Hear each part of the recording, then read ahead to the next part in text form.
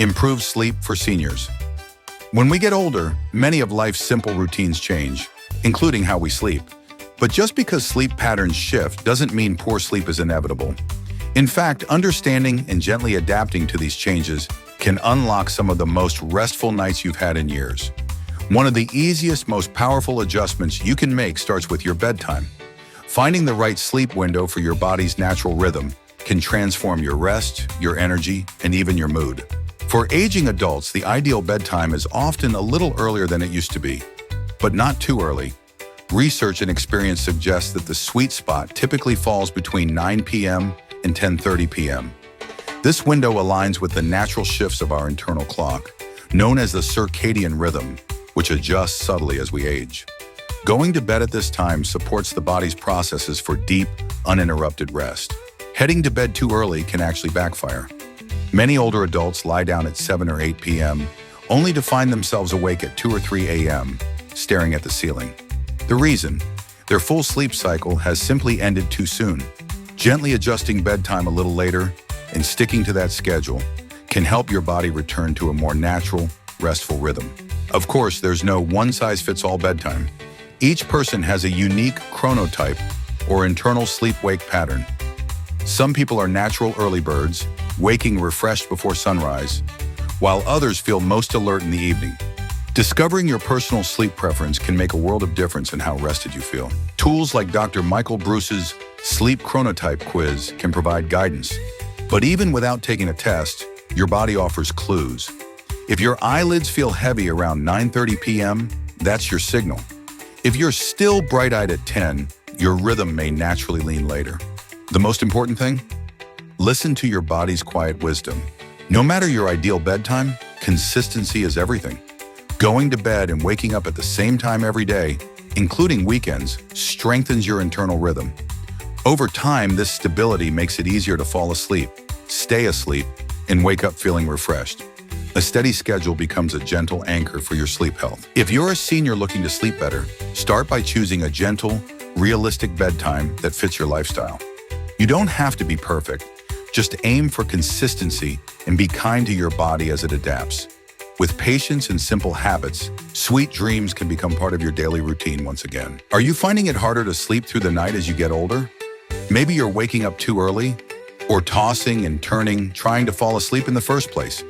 Well, you're not alone, and more importantly, you're not out of options. Today, I'll guide you through a calming, science-based evening routine that can help you sleep better, especially if you're 60 or older. This routine is simple to follow, easy to personalize, and best of all, designed with you in mind. So grab a cup of herbal tea, get cozy, and let's talk about how to give your nights a whole lot more peace and your mornings a whole lot more energy. Before we talk about what you should do at night, let's go over a few common habits that might be quietly sabotaging your sleep. First, medications and supplements. As we age, many of us take daily medications, some of which might contain hidden stimulants. For instance, did you know that certain migraine pills or even over-the-counter pain relievers can have caffeine in them? Some meds can also cause dry mouth or increased nighttime bathroom trips, two big sleep disruptors. So the first step is to sit down with your doctor or pharmacist and review your meds. Ask, are any of these interfering with my sleep? The same goes for supplements. Vitamin D should be taken in the morning, and even melatonin, yes, the sleep hormone, can interact with antidepressants, diabetes meds, and blood pressure pills. So check first before using it. Second, try to avoid late-day naps. They feel great in the moment, but a nap after 2 or 3 p.m. can delay your body's natural sleep signals. If you find yourself nodding off while watching TV in the afternoon, try standing up, stepping outside, or just walking to the mailbox to reset your rhythm. And third, avoid going to bed too early. Believe it or not, this is a common trap. You crawl into bed at 8 p.m., and now you're wide awake at 2 in the morning. Your ideal bedtime depends on your chronotype. That's your internal biological clock. If you want help finding yours, I recommend taking the free sleep quiz at sleep.com. It gives you a personalized bedtime and wake-up plan. Trust me, that one small step can make a huge difference. All right, now let's talk about what to do to prep your body and mind for better sleep. I use a simple countdown routine called 8-4-3-2-1. Think of it as a gentle wind-down plan that starts during the day and leads you right into dreamland. 8 hours before bed, cut the caffeine. That includes coffee, tea, colas, and even dark chocolate. Caffeine can stay in your system long after the buzz wears off, sometimes 6 to 8 hours or more. Cutting it off early helps your brain wind down more naturally. 4 hours before bed. Stop exercising. Exercise is great, especially for sleep, but not too late. Evening workouts can raise your body temperature and adrenaline levels, both of which can delay sleep. Wrap up physical activity by dinner time if possible. 3 hours before bed, stop alcohol. I know. It's relaxing to have a glass of wine or a nightcap. But here's the thing, alcohol may help you fall asleep, but it destroys the quality of that sleep, especially your deep, restorative stages. So give your body 3 hours to clear it out. 2 hours before bed. Stop eating. Finish dinner at least 2 hours before lights out. Your body digests best when it's upright and active, not lying in bed. Eating late can also trigger acid reflux, indigestion, and even vivid dreams or nightmares. If you must eat late, keep it small and light. 1 hour before bed, stop fluids. Yes, hydration is important, but try to front-load your water intake earlier in the day. This simple trick helps reduce those frustrating 2 a.m. bathroom runs. We hope you are enjoying the show. Tell us in the comments about issues you may have with sleeping and any solutions you have found. Please take a moment to subscribe to our channel and like this video. Now comes your power hour, that precious 60-minute window before bedtime. We'll divide it into 3 peaceful, purposeful segments. First 20 minutes, wrap up the day. Use this time to handle light tasks, maybe check your planner, set out clothes, write tomorrow's grocery list, or return a quick phone call. Think of it as gently tying up loose ends so they don't follow you into sleep. Second 20 minutes, hygiene time. Brush your teeth, wash your face, maybe take a warm shower or soak your feet. Don't forget to use the bathroom, even if you think you don't need to. Emptying your bladder can help you sleep through the night. Final 20 minutes. Wind down and relax. Dim the lights, turn off bright screens, or use night mode. Then do something that calms your mind. Read a chapter of a novel, meditate, stretch, pray, or just sit in quiet. Here's the good news. If TV helps you relax, that's okay. Just make sure the content is calm and the volume is low. Use it as background, not stimulation. What if you do everything right, but still wake up at 3 a.m.? That's okay. It's actually normal. Sleep happens in cycles, and as we get older, we naturally wake up more often.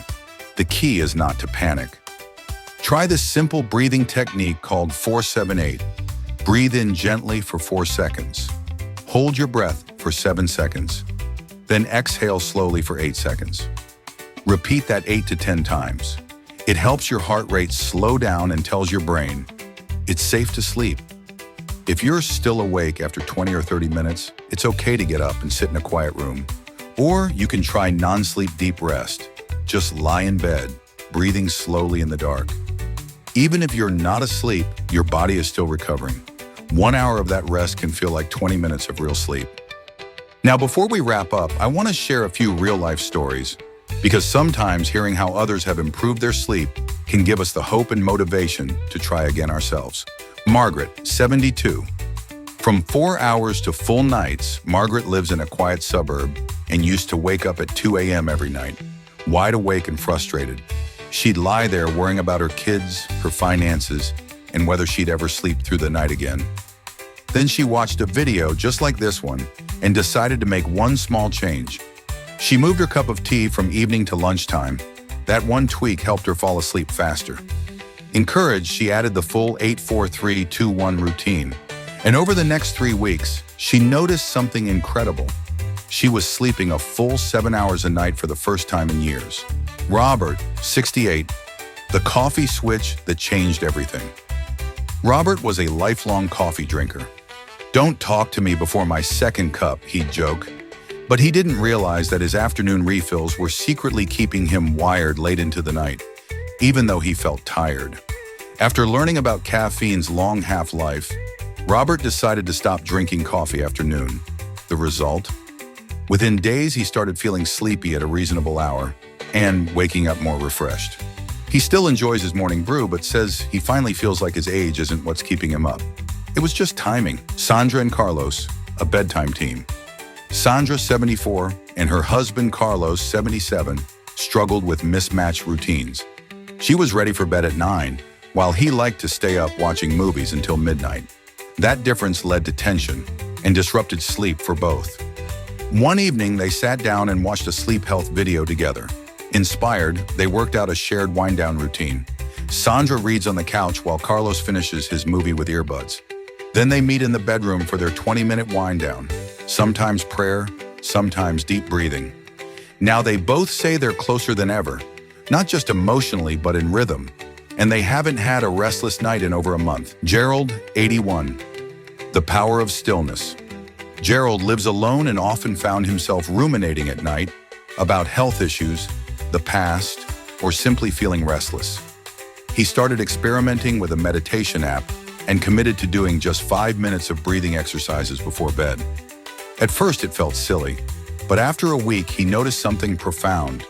He wasn't dreading bedtime anymore. That anxiety had been the biggest barrier. Now his sleep isn't always perfect, but it's peaceful. And more importantly, he feels like he's in control again.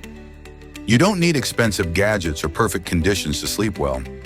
What you need is intentionality, the decision to honor your body's natural rhythms and support them with consistent, kind habits. If Margaret, Robert, Sandra, Carlos, and Gerald can do it, you can too. So choose one part of this routine to start with. Maybe it's cutting back caffeine or doing the 20-minute wind down. Then build from there. Your best sleep might still be ahead of you. Thanks again for spending this time with me. Wishing you peace, rest, and truly sweet dreams.